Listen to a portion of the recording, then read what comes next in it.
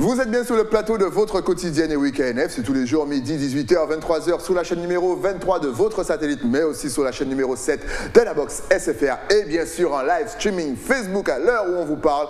Effectivement, on vous parle un petit peu de tout ce qui se passe en Guadeloupe, mais surtout, on attaque les sujets souvent tabous, comme l'harcèlement professionnel, scolaire, personnel. Oui, on va tout traiter aujourd'hui avec ma chroniqueuse préférée, Marie Létain, est de retour sur le plateau. Qu'a nous fait?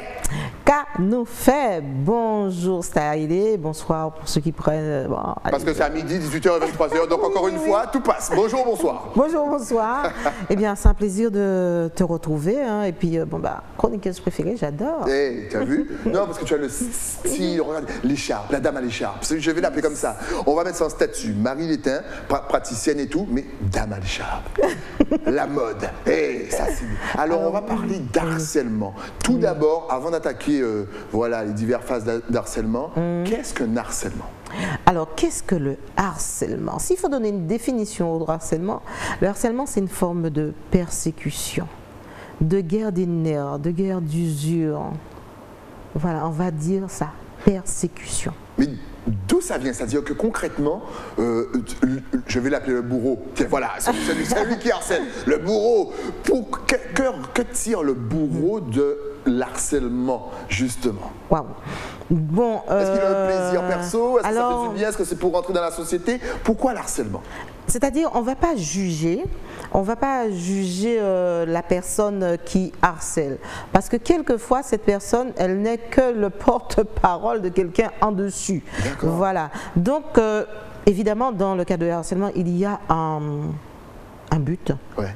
Le but, c'est d'humilier quelqu'un, de l'isoler, de le nuire, de lui nuire en fait. Mais il y a un but. Mais ce but est sous-tendu aussi par un objectif. Ok, donc c'est ça, c'est que voilà. Le bourreau a un objectif.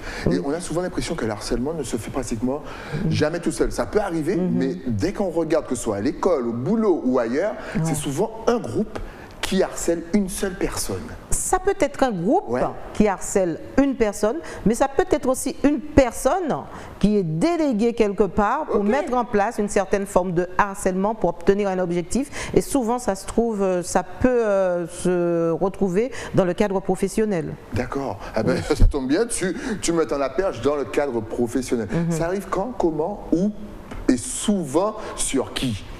Alors, dans le cadre professionnel, j'ai eu des personnes que j'ai rencontrées, surtout dans le domaine financier.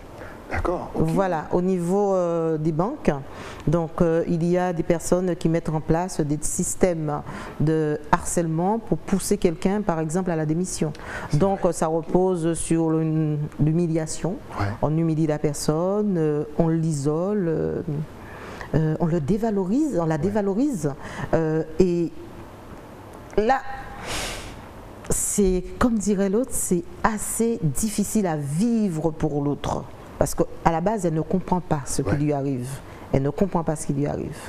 Et souvent, ce sont les hommes ou les femmes qui sont le plus touchés par l'harcèlement? Ah, dans les deux cas.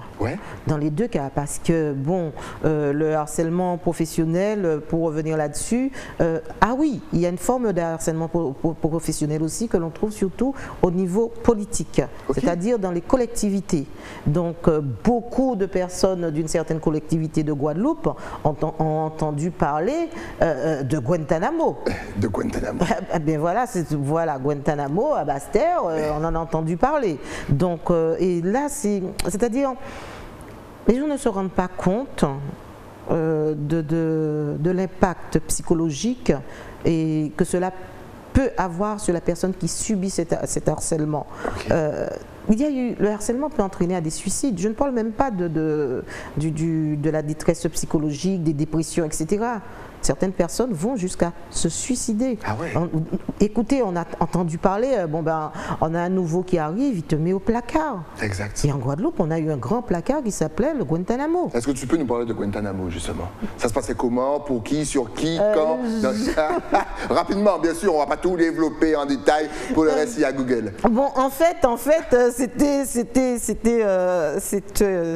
c'est un immeuble de Basse-Terre où toutes les personnes qui étaient indésirables dans dans cette collectivité étaient envoyés, c'est tout. Et ces personnes, bon, bah, on ne leur confiait pas de tâches. Et il y a eu des choses très terribles qui sont arrivées à certaines, dans des dépressions, etc. Bon, je préfère ne pas en parler spécialement, mais bon. Mais tu nous as donné une idée, effectivement. Tu as dit quelque chose qui est très important. On ne leur donne pas de tâches. Justement, comment est-ce que ça se passe au niveau harcèlement professionnel? C'est-à-dire que, est-ce que justement, on te met à l'écart en ne te faisant pas travailler? Est-ce qu'au contraire, on te donne toutes les tâches les plus pénibles? Est-ce qu'on te donne du boulot supplémentaire? Est-ce que lorsqu'il y a des réunions en mode collègues, on s'amuse ensemble, on ne t'invite pas? Est-ce que souvent c'est par rapport aux couleurs de la peau, à la couleur de la peau, au sexe? Est-ce que tu peux nous en parler? Alors le harcèlement, c'est tout ça. Ouais. Exactement. Le harcèlement, c'est tout ça. Parce qu'en fait, le but, c'est de dévaloriser la personne. Donc on va peut-être remettre cette personne-là sur des tâches qui ne font pas partie de ses compétences, et après lui dire ouais mais tu sais à quoi bon écoute tu ne sais pas, alors qu'en fait bon, ben, ça ne relève pas de la compétence de la personne. Et autre chose encore, il y a des réunions où cette personne devrait être invitée, elle n'est pas invitée, elle l'apprend de tiers, et souvent des personnes qui sont en dessous d'elle. Donc c'est toujours dévaloriser la personne, la mettre en position d'infériorité, c'est horrible. Alors comment est-ce qu'on peut, je dirais, se renforcer mentalement pour justement combattre cet harcèlement et limite ne pas s'inquiéter? C'est-à-dire qu'on sait qu'on a son boulot, on va au boulot, bon ils réagissent comme ça, moi je fais ce que j'ai à faire, je rentre chez moi. Est-ce qu'on peut agir comme ça? Ou est-ce que l'harcèlement est c'est tellement néfaste pour notre esprit, ça va nous toucher tellement loin dans notre esprit que finalement on ne peut pas passer à travers? Alors, les deux cas peuvent arriver. Oui, c'est-à-dire se dire bon, je sais qui je suis, bon, voilà, je sais qui je suis, mais je sais qui je suis, d'accord, mais ça, on va pouvoir supporter la situation pendant combien de temps? Parce que nous sommes quand même des individus, nous avons besoin de cette forme de reconnaissance. Tout à fait. Tous, voilà, la reconnaissance pour l'être humain, c'est quelque chose. C'est vital. Oui, surtout dans à la limite. Surtout à la limite, c'est vital. Donc maintenant, on sait qui on est, eh bien, il va falloir s'adapter à la situation, s'adapter. L'autre, le problème, c'est qu'on ne sait pas ce qu'il veut exactement. Donc, il vous isole, il vous met dans un placard. Il ne vous parle pas, il vous humilie. Waouh! Ça fait un certain nombre de chocs à supporter pour un être humain qui n'est pas fait pour ça. Nous sommes des animaux qui vivent en société, nous avons besoin de partager, nous avons besoin d'échanger, nous avons besoin d'aimer. Et d'être aimé surtout. Donc certains sont prêts à faire des choses vraiment incroyables pour être aimés. Voilà, on a besoin de ça. Et se trouver dans cette situation-là, maintenant, comment s'en sortir? Voilà, comment s'en sortir? Quel conseil donnes-tu justement à tes clients, à tes patients? Je n'ai pas de patients. Voilà, tes clients. Voilà. Sinon, consultant. Sinon, il faudra l'appeler docteur et puis elle vous a dit que c'est totalement différent. Non, surtout pas. Oui, alors en fait, le conseil, c'est déjà prendre conscience de la situation. Prendre conscience de la situation, ne pas rester dans le déni. C'est difficile de rester dans le déni, mais ne pas rester dans le déni et croire que ça va s'arranger. Croire que bon, non.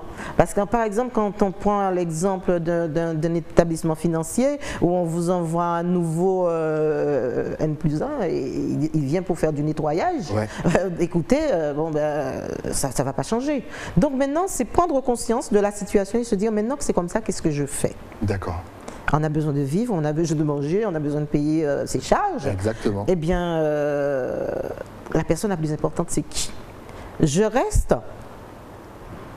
en me créant une carapace ou je pars? Si je reste, eh bien, il va falloir faire un travail psychologique, tout simplement, voir un psychothérapeute, ça peut être un psychologue, ou voir tout simplement des personnes qui accompagnent des personnes en détresse psychologique et actionnelle et qui vont aider à mettre en place des pratiques de gestion du stress. Renforcer le mental, renforcer l'estime de soi, la confiance en soi et l'affirmation de soi. Il n'y a que comme ça que ça peut fonctionner. Voilà. Mais ça fait changer, ça change notre personnalité au final. C'est-à-dire que bon, c'est positif de se renforcer mentalement, mais c'est vrai qu'à cause du harcèlement, limite on va devenir peut-être un petit peu plus dur, peut-être moins empathique justement. Avant peut-être qu'on aimait aider les autres, là on va se dire écoute, chacun ses problèmes, chacun porte sa croix, ça risque de nous changer. Alors le harcèlement Le harcèlement change l'individu parce que ça a tendance à l'affaiblir psychologiquement. Parce qu'à la base, il ne comprend pas. Parce qu'on ne comprend pas l'objectif, on ne comprend pas l'objectif de la personne. Pourquoi il m'en veut, pourquoi il me harcèle, etc. Et puis, le harcèlement, et puis il y a une chose aussi. Il faut savoir que le harcèlement est puni. D'accord, si on arrive à démontrer, mais ce qui est très difficile à démontrer, voilà, juridiquement, ce qui est très difficile à démontrer, un harcèlement, parce que bon, les gens, c'est très subtil. C'est subtil, voilà. Voilà, le harceleur, il a un objectif. Son but, c'est de vous déstabiliser, de vous humilier, de vous isoler. Parce qu'il a un but, vous faire quitter par exemple l'entreprise, voilà, et bien écoutez, bon, tu as fait de la politique contre moi, quand même trop sans apaiser, etc. Donc son but c'est de réduire la personne, voilà. Donc, qu'est-ce qu'on fait? C'est ça. Tu as répondu à ma question parce que j'allais te poser justement comme question, est-ce qu'on peut attaquer les personnes ou même son chef, on ne sait jamais, voilà, est-ce qu'on peut l'attaquer sur le plan de la loi? Et effectivement, mais déjà il faut réussir à le prouver. Voilà, il faut réussir à le prouver, puisque moi j'accompagne certaines personnes qui vivent ça et ce sont des procès qui durent et qui fatiguent encore psychologiquement ces personnes. Et ce sont des gens des personnes, quand elles vivent ça, peu importe que ce soit un homme ou une femme, antidépresseurs. Et certaines personnes disent non, je ne veux pas tomber là-dedans, donc je préfère un accompagnement beaucoup plus naturel, etc. Donc en tant qu'accompagnant, que coach en santé mentale positive, non médicale, donc à chaque fois nous sommes obligés d'aller chercher les outils pour accompagner, des outils évidemment non médicaux, cela va de soi. Et quelquefois, on est obligé de diriger la personne vers un psychiatre. Alors souvent, on parle d'harcèlement professionnel, mais ça peut commencer aussi bien plus jeune. Le boulot, à la rigueur, on peut en changer, mais lorsque nous sommes jeunes, que nous sommes par exemple à l'école ou même dans une équipe de basket, de football et compagnie, ça peut aussi nous arriver. L'harcèlement scolaire devient de plus en plus fréquent et en plus, il y a le problème d'Internet, c'est-à-dire qu'avant nous on était harcelés à l'école, mais lorsqu'on rentrait chez nous, au moins on était au calme. Là, l'harcèlement continue aussi sur les réseaux, sur WhatsApp, sur Twitter. Quand on n'est pas abonné aux applications, on vous fait des captures d'écran, on vous l'envoie si vous de vous rappeler que vous êtes harcelé. Là encore, c'est très compliqué pour un enfant. Alors, c'est très compliqué pour un enfant et les parents doivent être vraiment très attentifs au changement qui se produit au niveau du comportement de leur enfant. Des fois, on peut dire, c'est la crise d'adolescence, c'est bizarre, depuis quelque temps, il ne parle plus. Faites très attention. On a déjà eu des cas d'enfants en Guadeloupe qui se sont suicidés. Et en France, j'en parle même pas, mais je parle de notre petite île ici. Voilà, donc faire très attention, faire suivre vos enfants par des personnes qui sont habilitées pour cela. D'accord. Justement, parce que tu as très bien commencé, comment repérer? Donc effectivement, s'il se renferme sur lui, il avait l'habitude d'être joyeux, peut-être qu'il est un petit peu plus triste. Est-ce qu'il y a d'autres petits indices? Voilà, ça peut être le contraire aussi. Il peut devenir aussi plus agressif. Ah ben oui, il peut devenir aussi plus agressif. Il peut devenir soupolé, alors que c'était un enfant qui était plus ou moins calme, etc. Donc en fait, l'être humain a un mécanisme de fonctionnement assez paradoxal. Donc c'est-à-dire, pour certains, ils peuvent devenir, se taire, se replier, et d'autres devenir plus agressifs. Voilà. Donc les parents doivent être très attentifs au changement de comportement de leur enfant. Et ensuite se rapprocher de personnes, de psychologues, etc., qui sont formés pour accompagner. Et alors, en ce qui me concerne, il arrive...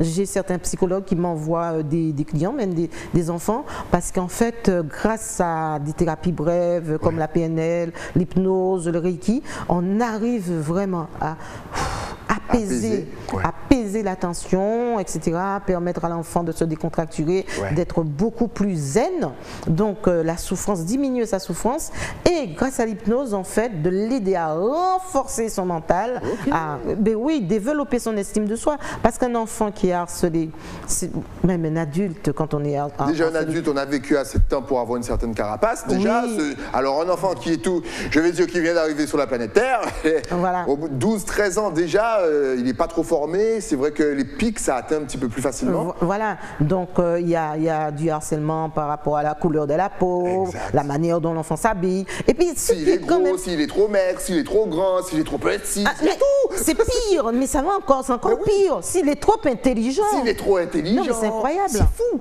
Ah ouais, ça peut être n'importe quoi. Ça veut dire que concrètement, vous ne serez jamais parfait. Donc voilà, s'il est trop intelligent, c'est le chouchou de la classe. Voilà, c'est le chouchou de la maîtresse. Voilà, c'est comment ils appellent ça, professeur, je ne m'appelle plus quoi. Bon, donc c'est. Voilà, c'est isoler l'autre, vraiment, c'est isoler l'autre, l'insulter, l'humilier, des fois pour des qualités que la personne elle possède. Mais ça peut être intéressant de justement aller voir un professionnel qui fait de la PNL, hypnose pour le renforcement du mental, c'est important. Ah, oui. Très jeune, ça peut être très efficace. Je ne savais pas que tu travaillais justement aussi avec les enfants. Oui, mais ça peut être efficace pour leur vie future. Oui. J'ai fait une formation de pédo-hypnose. Donc voilà, je prends les enfants à partir de 6 ans. D'accord. Avec leur accord, même s'ils ont 6 ans. Oui. Important. Donc, faut qu'il soit conscient de ce qu'il fait quand même. Conscient peut-être pas, mais d'accord. D'accord. Okay. Voilà, conscient peut-être pas, mais d'accord. Voilà. Donc toujours avec l'accord de l'enfant, même s'il a 6 ans. Toujours. Ok. Il y a aussi l'harcèlement. On parlait de l'harcèlement personnel, c'est-à-dire que est-ce qu'on peut être victime d'harcèlement même dans son groupe d'amis? Même, dans une association. Dans une association, mais dans sa vie personnelle en fait. Est-ce qu'on peut être victime d'harcèlement? Sachant qu'on peut se dire, mais quand même, dans sa vie personnelle, on choisit les gens avec qui on traîne, comme on dit. Mais est-ce que ça peut arriver? Ça peut arriver dans la mesure où on ne peut pas plaire à tout le monde. D'accord. Voilà, on ne peut pas plaire à tout le monde. Et puis, il y a toujours des jeux de pouvoir. Et dans le cadre de jeux de pouvoir, si vous, sans vous en rendre compte, peut-être vous marchez sur les plates-bandes de quelqu'un d'autre, la personne peut mettre en place des techniques d'isolement, de manipulation pour pouvoir vous éjecter. Et éjecter la personne, c'est toujours de toute façon commencer par le harceler psychologiquement. Voilà. C'est une forme de persécution très subtile. Est-ce qu'il peut y avoir de l'harcèlement dans un couple? C'est-à-dire, est-ce que la femme ou l'homme peut harceler son conjoint mentalement, c'est-à-dire le diminuer, tu sais, tout ce que tu nous as expliqué au début, le ridiculiser, l'enfermer, l'isoler? Est-ce que ça existe? Bien sûr. Et est-ce que ça s'appelle de l'harcèlement? Voilà. Est-ce que c'est pas plus de la séquestration ou je sais pas? Alors, ça existe. Voilà. Non, franchement, c'est vraiment du harcèlement. Mais des fois, la personne qui harcèle même ne s'en rend pas compte. Elle ne se rend pas compte de son comportement. D'accord? Donc, comme tu dis, est-ce qu'on peut vraiment appeler ça du harcèlement? Mais c'en est. C'en est. Dans la mesure où, l'objectif, quelque part, c'est de dire, tu n'es pas capable, le but, c'est de faire croire à la personne, tu n'es pas capable de faire ci, tu n'es pas à la hauteur, etc. L'isoler, mais oui, c'est du harcèlement. Si on prend le harcèlement dans son sens. Ok. C'est fou ça quand même parce que la personne elle vit ça de manière voilà et ce qu'il faut savoir c'est que souvent on a tendance à confondre le harceleur et le manipulateur. Voilà, exactement. Il faut faire attention. Parce que là, c'est ce que j'allais te dire, ça ressemble plus à de la manipulation. Et voilà, donc quelle est la différence? Un harceleur peut avoir des comportements, peut utiliser la manipulation pour pouvoir atteindre. Mais un harceleur n'est pas forcément quelqu'un, un manipulateur pervers narcissique, pas forcément. Parce que si on prend, c'est peut-être, les personnes qui écoutent vont se dire, ouais, mais il doit y avoir quand même quelques petites tendances. Oui, pourquoi pas? Parce que on ne choisit pas quelqu'un pour aller redresser une entreprise, pour pouvoir écarter, nettoyer, s'il n'y a pas quelques petites tendances un petit peu manipulatrices. D'accord. Mais il faut vous dire que le harceleur n'est pas forcément un pervers manipulateur. Ok. Voilà. Il utilise des techniques de manipulation pour pouvoir atteindre l'objectif qu'il s'est fixé et puis pour atteindre aussi son but. Et comme quoi, la limite, elle est assez fine, la ligne est assez fine. Et bien sûr, il y a aussi le harcèlement sexuel. Et là, je pense que toute femme subit ça, mais de très jeune, à pas d'âge. Et ça, là encore, comment est-ce que tu travailles avec tes clients? Comment est-ce que tu aides une femme à se renforcer? Et surtout, dans quel secteur la femme est victime d'harcèlement sexuel? Alors, partout. Partout. C'est vrai, de la rue à son travail, c'est vrai qu'on a l'impression que la femme est toujours sous tension et sous harcèlement. Mais de plus en plus, elle se défend, de plus en plus elle porte portent plainte de plus en plus. Mais encore une fois, c'est pas évident, à prouver. Il faut s'encadrer vraiment de personnes dont c'est le boulot, dont des avocats. Comment prouver l'harcèlement sexuel? Comment se caractérise l'harcèlement sexuel? Alors, l'harcèlement sexuel, si on regarde, bon, c'est déjà un regard appuyé. Et bon, je ne parle même pas des gestes, hein, parce que quand on commence à toucher, voilà, bon, là, ça va au-delà de ça, mais c'est des paroles. Et la limite, maintenant, là, elle est tellement fine, cette limite, parce que là où quelqu'un, tu dirais, un homme dirait à une jeune femme aujourd'hui, oh là, votre robe, elle est super jolie, elle vous met en valeur. Ça dépendra de l'éducation de la femme, de la jeune femme, etc. Elle peut le prendre pour un compliment. Alors qu'une autre peut le prendre pour du harcèlement. Quand c'est dit chaque semaine, arrive, ah ouais, vous êtes. Alors que des fois, ça peut ne pas l'être. Donc. Parce que souvent, il y a le côté maladroit de l'homme. Et c'est vrai qu'aujourd'hui, on a l'impression que la parole s'est tellement libérée que dès que c'est mal pris par la femme, ça devient du harcèlement. Donc finalement, on ne sait même pas si l'homme peut draguer encore aujourd'hui. L'exemple de la robe est super bien choisi. Tu arrives, par exemple, tu es arrivé au plateau, je te dis, waouh, l'écharpe. Est-ce que toi, par exemple, tu as cru que c'était de l'harcèlement? Alors que c'est un compliment? Je me dis, waouh, cool, génial, il va m'inviter à sa nouvelle émission, j'en profite. Surtout que moi, je dis ça à tous mes invités, hommes et femmes. Donc ça se trouve, il y a des hommes qui sont partis. On dit, oh, il m'a harcelé. Il m'a dit, oh, j'étais bien habillé. Non, mais donc, tu vois, c'est encore une fois. La limite, elle est là encore. Au niveau de l'éducation de la personne. Par contre, il y a une chose que je dis qui est importante. Si vraiment votre collègue vous félicite, vous fait des compliments, que ça commence à vous gêner, écoutez, parlez-lui-en. Voilà. Bon, tu sais, style. J'aime bien quand tu me dis que... Comme on écharpe. Mais tous les jours comme ça, bon, voilà, ça me gêne un peu. Voilà, ça me gêne un peu. Donc, il faut trouver le moyen, donc effectivement, et il y a des ateliers pour ça, il y a des formations pour ça, ça s'appelle assertivité.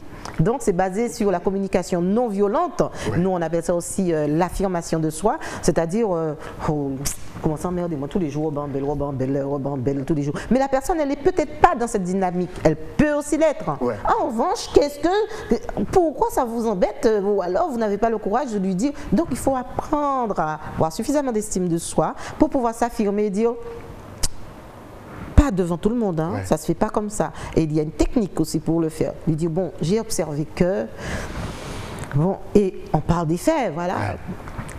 Ça me gêne un petit peu que tu me félicites tout le temps. Voilà, donc voilà. Et la personne, on la recadre, mais de manière vraiment polie. Oui. Voilà. Poli. Et puis si la personne continue, là par contre, on va se dire, voilà, c'est de l'harcèlement. Là par contre, mais on ne peut pas, à mon avis, à mon sens, et quand j'accompagne des personnes, je dis, mais non, peut-être qu'il était gentil, donc on va partir sur ça. Voilà, vous allez mettre telle chose en place, on va faire un petit plan d'action, on va mettre telle chose en place, et à partir de là, donc on apprend donc cette technique de communication non violente pour pouvoir faire passer les choses, et si ça passe, c'est bien. S'il continue, à ce moment-là, bon ça ne relève plus de mes compétences vraiment. Alors, ça tombe bien parce que là, tu viens de donner une technique pour la communication positive, mais je reviens justement dans l'harcèlement professionnel. Est-ce que là aussi, tu aurais des techniques, déjà pour se renforcer mentalement, et puis répondre de façon polie à ses collègues ou à son chef en disant, oh, là, par contre, tu abuses. Là, il faut demander un rendez-vous. Ok. Ah oui. Mais est-ce que tu as un rendez-vous à qui? À toi? Non, il faut demander un rendez-vous à son N+1, à son chef. Ah oui. Chef, okay. Ah oui, on lui demande. Peu importe, si ça vient des collègues ou même de lui, on lui demande un rendez-vous. Non, on parle à la personne qui est concernée. D'accord. Ah non, on ne fait pas comme les manipulateurs, on parle pas des intermédiaires. Hein, non. Là, ça ne fonctionne pas comme ça. Vous observez quelque chose et puis voilà. Et souvent, ça arrive. Par exemple, sur un dossier, 2 personnes travaillent sur le dossier, 2 personnes, mais on félicite l'un des deux. Exact. L'un des deux. Celui qui est plus mis en avant, alors que souvent, c'est pas lui qui a fait le taf. Là, on pourrait comprendre. Mais souvent, celui qui a fait le taf, on félicite celui qu'on sait que, qui a mis la petite main, et qui a mis, qui n'a pas été à 90% sur. Voilà. Et là, c'est vraiment pour isoler l'autre, pour le diminuer, le dévaloriser, et à ce moment-là, eh bien, un rendez-vous s'impose. D'accord. Voilà. Parce qu'on a observé qu'un rendez-vous s'impose, mais on applique la technique de la communication non violente. Il faut commencer par ça. C'est-à-dire, c'est un process qui est bien établi et ça ne se décide pas comme ça. On ne va pas dire, ouais, voilà, j'observe. Non, non, non, non. On prend quelques heures pour pouvoir préparer, parce qu'on s'aligne sur des faits. Voilà les faits. J'ai observé, j'ai ressenti, j'ai besoin, donc je vous demande. Ok. Le jeu est présent. Voilà, et jamais vous avez fait, tu as jamais. La communication non violente, voilà, donc voilà. Et là, même si, parce que ça me dit, mais je sais qu'il le fait exprès, je dis non, même si, là, ce passage est important. Demandez ce rendez-vous, voilà. La personne, elle en fait ce qu'elle veut. Mais vous, à ce moment-là, vous pourrez dire, bon, voilà, j'ai fait ce qu'il fallait, maintenant que c'est comme ça, qu'est-ce que je fais, à quelle étape je pars. Mais si on n'a pas communiqué, notre problématique ici, c'est le problème de la communication. Exact. Voilà, on communique. Après la communication, est-ce que tu as encore là un conseil pour se renforcer mentalement et pour renforcer surtout son estime de soi? Eh bien oui, c'est ce dont j'ai parlé là. Hein. C'est-à-dire, il y a des séances de PNL, hein, de programmation neurolinguistique. Hein. Je ne sais pas si... Mais c'est-à-dire, est-ce qu'on peut faire chez soi? C'est-à-dire qu'effectivement, il faut venir te voir pour se renforcer de façon plus constructive. Mais chez soi, par exemple, se motiver dès le matin, se regarder dans le miroir, se dire non, aujourd'hui, je ne laisse rien passer. Comment est-ce qu'on peut se renforcer mentalement? En revanche, aujourd'hui, je ne laisse rien passer. Oula, non. Parce qu'on parle. Est-ce qu'on peut écrire peut-être je vais dire ses qualités sur un papier? Attends, j'ai l'impression de servir à rien. Je vais écrire mes qualités. Voilà. Alors, est-ce que des petites techniques comme ça qu'on peut déjà faire chez soi? Est-ce que tu en as? Absolument. Alors, il y en a. Et puis, il y a une technique, moi, ce qui s'appelle le brouillage en PNL. Le brouillage? Oui, ça s'appelle le brouillage en PNL. Souvent, certaines personnes voient des exercices de PNL sur Internet, on pense qu'on va pouvoir le faire. Pas forcément. Des fois, il faut vraiment le praticien ou le formateur qui vous explique. Par exemple, la technique du brouillage, c'est votre chef là, qui vraiment, hein, le cadre là, eh bien, l'imaginez tout simplement dans une situation. On en avait parlé une fois. C'est ce qu'on dit dans tous les films. Vous l'imaginez tout. Mais c'est vrai qu'il y a 3 ans, on avait donné cette petite technique. Le brouillage, mais je me rappelle plus du nom. Le brouillage. Eh bien, moi, je fais, je peux le faire en état de conscience modifié avec la personne, mais la personne elle-même, écoutez, vous vous asseyez là, vous faites le calme intérieur. Et vous imaginez cette personne, ce cadeau là, je ne vais pas dire, dans une situation, mais vraiment humiliante. Quand je dis humiliante, c'est-à-dire cette personne qui a l'impression qu'elle ne va jamais au petit coin. Vous l'imaginez. Voilà. Vous pouvez l'imaginer aussi habillé, je ne sais pas moi, comme un canard. Comme un clown. Voilà, exactement, en train de faire coin-coin, etc. Et là, tout de suite, ça casse l'image. Là, je ne sais pas si... c'est vraiment se mettre et visualiser. La colère, le truc, vous vous en débarrassez. Et vous l'imaginez là. Vous le voyez. Et je vous assure, vous ne pouvez pas ne pas sourire quand vous le voyez dans cette image. Et là, ça casse l'image de la personne. Et je vous assure, moi, quand je fais ça, la personne, je dis, bon, vous êtes allé au bureau aujourd'hui, je dis, j'ai rigolé. Dès que je le regardais, je mourrais de rire. Donc, en fait, l'état interne, votre état interne a changé. Et notre état interne changeant, eh bien, on n'est plus vraiment sous la domination du stress. Donc, du coup, waouh, apaisement. Et puis après, il y a d'autres... Mais ça, il faut aller voir un professionnel. Il faut aller voir Marie. Mais là, j'ai donné un truc qui fonctionne. Hein. J'ai vraiment donné quelque chose qui fonctionne là. Hein. T'imagines les patrons qui auront de l'émission actuellement, qui étaient sûrs de leur autorité, et puis après l'émission, ils voient tous les employés en train de se foutre. Mais non. Vous l'imaginez tout nu? Mais attendez, ou alors on imagine tout simplement, parce qu'il suffit tout simplement de regarder la personne, par exemple dans son couple, tout de suite, on voit qu'il porte la culotte à la maison. Hein. Donc, on n'a pas besoin de fréquenter, on voit tout de suite qu'il porte la culotte, donc on peut imaginer tout simplement devant sa femme, la tête baissée, et puis écoute, va au coin. Surtout que c'est souvent ça. Donc mais c'est notre imagination, c'est nous qui nous aidons à aller mieux, tout simplement en créant, en visualisant, en projetant des situations qui pourraient être vraies, comme ça pourrait être, mais en tout cas, là, On nomme tout nom après. Mais devant madame, hein?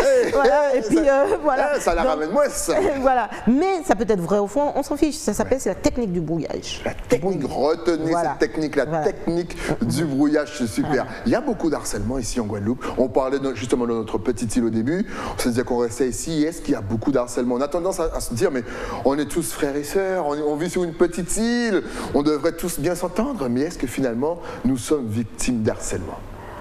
En Guadeloupe, oui, le harcèlement, c'est fréquent.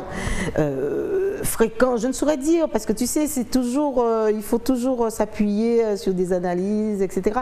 Je n'en ai pas pour le dire, mais par rapport à ce que je vis, par rapport à ce que je vois autour de nous, il y a toujours quelqu'un qui veut vous emmerder. J'adore, ça venait du cœur. Mais c'est vrai en plus, parce qu'on en parlait la dernière fois, comme on est, on est une société, c'est vrai, on est assez rough, on est assez, on a de l'ego, il faut montrer qu'on est plus haut, même si des fois on est plus bas, et c'est vrai que souvent ça peut être compris comme de l'harcèlement.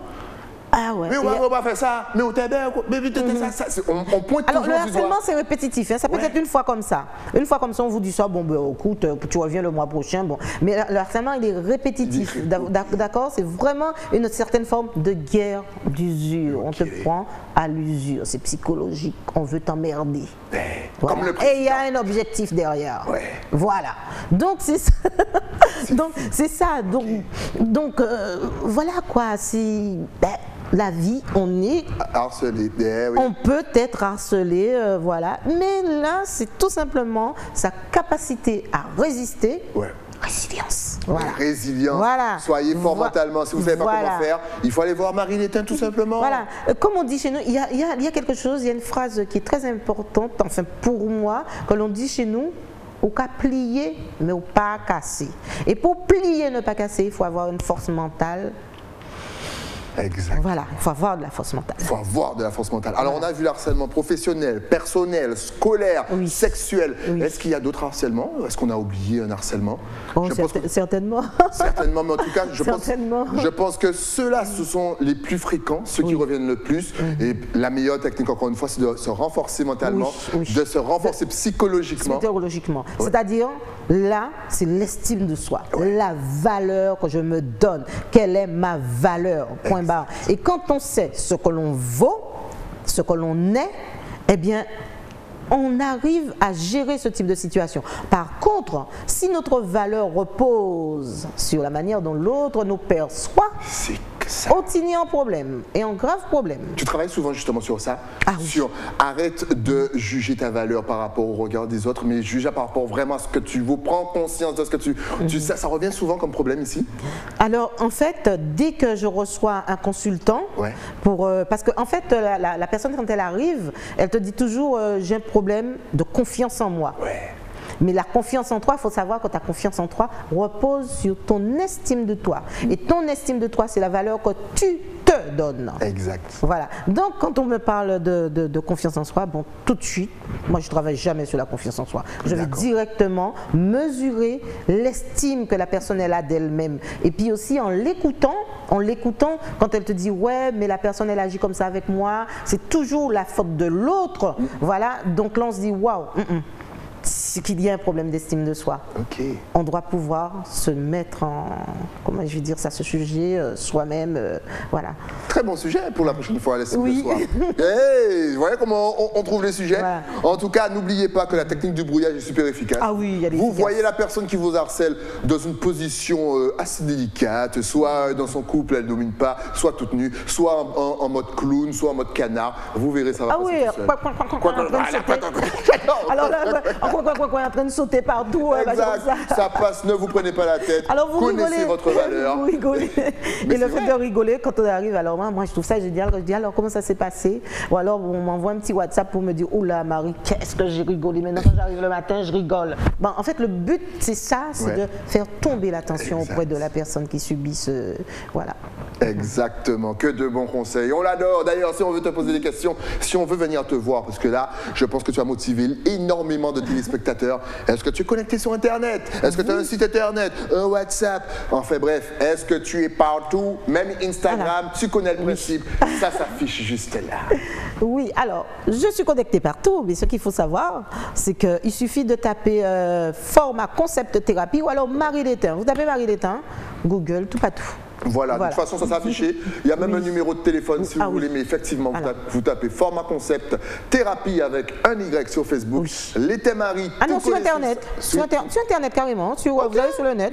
Vous voyez, même sur Internet, c'est que tu sais, de plus en plus de personnes, surtout, tu sais, celles qui ont des clients, commencent à se mettre sur Facebook. Voilà. Oui, et là, tous les jeunes vont dire, ah bon, mais qui l'a déjà. J'ai le compte Google, j'ai tout, donc format concept thérapie, bon, ou alors Marie Létain. Et si vous voulez communiquer avec moi, vous faites le numéro de téléphone, mais par WhatsApp. Ouais. Et vous aurez tout de suite un message de réponse, automatique évidemment, et moi, je reviens après vous répondre. Excellent. Voilà. Elle est très réactive, donc surtout n'hésitez pas. Elle travaille même avec vos enfants, si jamais ça peut renforcer. PNL, hypnose, l'estime de soi reboostée, la confiance en soi, vous serez plus fort, vous serez plus beau grâce à Marie Létain. Si justement tu avais un tout dernier message à leur faire passer, sachant qu'on est regardé en Guadeloupe, en Martinique, en Guyane, même à la Réunion, Jamaïque, Saint-Martin, Sainte-Lucie, Dominique, Haïti, bref, partout, ta caméra est juste en face. Vas-y. Alors, ce que je veux dire, c'est qu'en fait, je travaille par visioconférence. Pour le moment, j'ai environ un peu plus de 20% de ma clientèle qui sont, que ce soit au Canada, en Belgique, j'ai quelqu'un aussi en Afrique. Voilà, et oui, parce qu'en fait, grâce à la Covid, là, il y a 2 ans, j'ai mis en place des pratiques, des techniques d'accompagnement en visioconférence. Donc, que ce soit l'hypnose, la PNL, etc. Je travaille en visioconférence partout, dans tous les pays francophones. Mais c'est excellent, on est regardé sur YouTube aussi, donc voilà. Et vous voyez le positif encore. Il y a eu la Covid, elle s'est adaptée, elle a rebondi, et puis elle est développée maintenant partout dans le monde. Donc, ça, je fais un petit coucou à l'Afrique, bien sûr, qui peut-être me regarde. Le Canada, je vous aime. Et en tout cas, merci à toi et à très très vite, puisque je pense qu'on a déjà le prochain thème en tête. On reste connectés. Avec plaisir. Nous aussi, on reste connectés avec un nouvel invité, mais ça, c'est après quoi? C'est après la pub. À tout de suite.